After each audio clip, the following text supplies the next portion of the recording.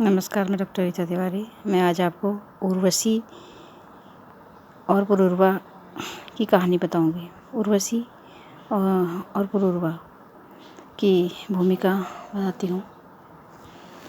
पुरूरवा और उर्वशी की कथा कई रूपों में मिलती है और उसकी व्याख्या भी कई प्रकार से की गई है। राजा पुरूरवा सोमवंश के आदि पुरुष हुए हैं। उनकी राजधानी प्रयाग के पास प्रतिष्ठानपुर में थी। पुराणों में कहा गया है कि जब मनु और श्रद्धा की संतान की इच्छा हुई तो उन्होंने वशिष्ठ ऋषि से यज्ञ कराया। श्रद्धा की मनोकामना थी कि वे कन्या की माता बने और मनु चाहते थे कि उन्हें पुत्र की प्राप्ति हो। किंतु इस यज्ञ से कन्या की उत्पत्ति हुई और पीछे मनु की निराशा से द्रवित होकर के वशिष्ठ ने उन्हें पुत्र बना दिया। यानी जो कन्या हुई उसे वशिष्ठ की तपस्या से पुत्र बना दिया गया और मनु के इस पुत्र का नाम सुद्युम्न पड़ा। युवा होने पर सुद्युम्न एक बार आखेट करते हुए किसी अभिषिक्त वन में जा निकले और पापवश वे युवा नर से युवती नारी बन गए।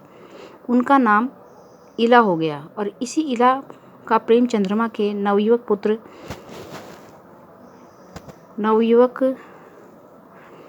पुत्र से हो गया और नवयुवक पुत्र से चंद्रमा का इला से प्रेम हो गया और इस पुत्र का नाम था बुद्ध से हुआ और जिसके फलस्वरूप पुरूरवा की उत्पत्ति हुई और इसी कारण पुरूरवा को ऐसा भी कहते हैं कि उसने चलने वाले वंश का नाम, पुरूरवा से जो वंश चला उसका नाम था चंद्र वंश है। और उर्वशी की उत्पत्ति के विषय में दो अनुमान हैं कि एक तो वह यह है कि जब अमृत मंथन के समय समुद्र में अप्सराओं का जन्म हुआ तब उर्वशी भी उन्हीं के साथ जन्मी थी।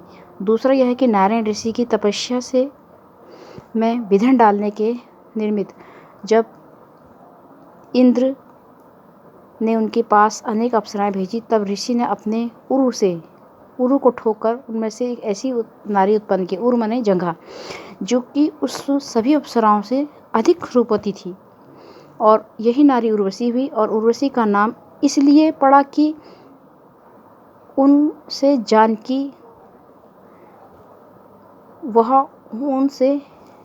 जन्मी थी, उर से जन्मी थी यानी जंघा से जन्मी हुई थी।